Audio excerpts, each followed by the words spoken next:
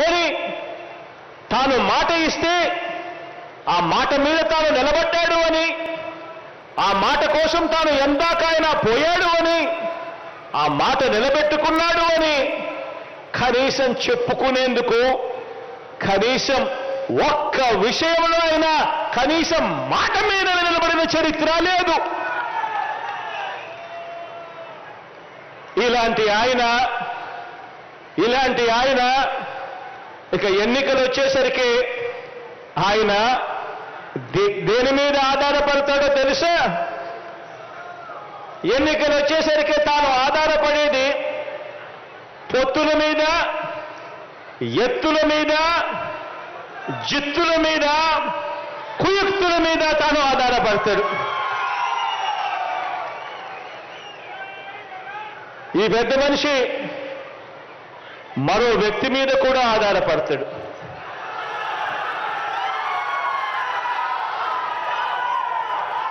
ఒక దత్తపుత్రుడిని యాక్టర్గా పెట్టుకొని డ్రామాను కూడా ఆడుతాడు.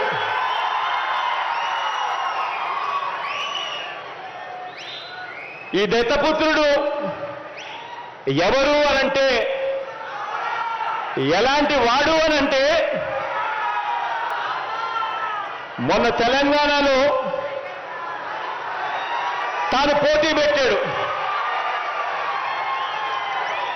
తాను తెలంగాణలో అభ్యర్థులు నిలబెడుతూ పోటీ పెడుతూ తెలంగాణలో తాను అన్న మాటలు వింటే నాకు ఆశ్చర్యం అనిపించింది.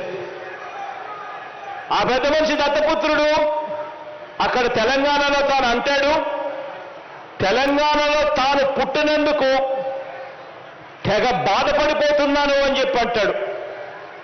తెలంగాణలో తాను పుట్టినందుకు తన దురదృష్టం అని చెప్పి కూడా అంటాడు. ఇలాంటి వ్యక్తి మొన్న తెలంగాణలో ఇలాంటి డైలాగులు కొట్టిన నాన్ లోకల్ ప్యాకేజ్ ఇస్తారు ఈ పెద్ద మనిషి చంద్రబాబు నాయుడు గారికి ఇంకొక పార్ట్నర్. ఈ పెద్ద మనిషి ఆంధ్ర పాలకులకు చుక్కలు చూపిస్తా అని చెప్పి తెలంగాణలో డైలాగులు కొడతాడు. ఆంధ్ర పాలకులకు ఈ పెద్ద మనిషి చుక్కలు చూపిస్తాను అని చెప్పి తెలంగాణలో డైలాగులు కొడతాడు. ఈ ప్యాకేజీ ఇస్తారు, ఈ మ్యారేజ్ ఇస్తారు.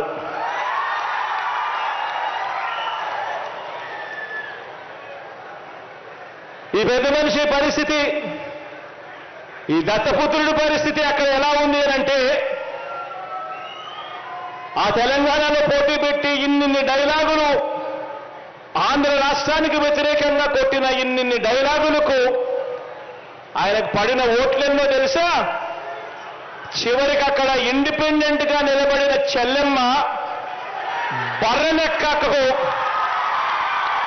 వచ్చిన ఓట్లు కూడా ఈ పెద్ద మనిషికి దత్తపుత్రుడికి రాలేదు.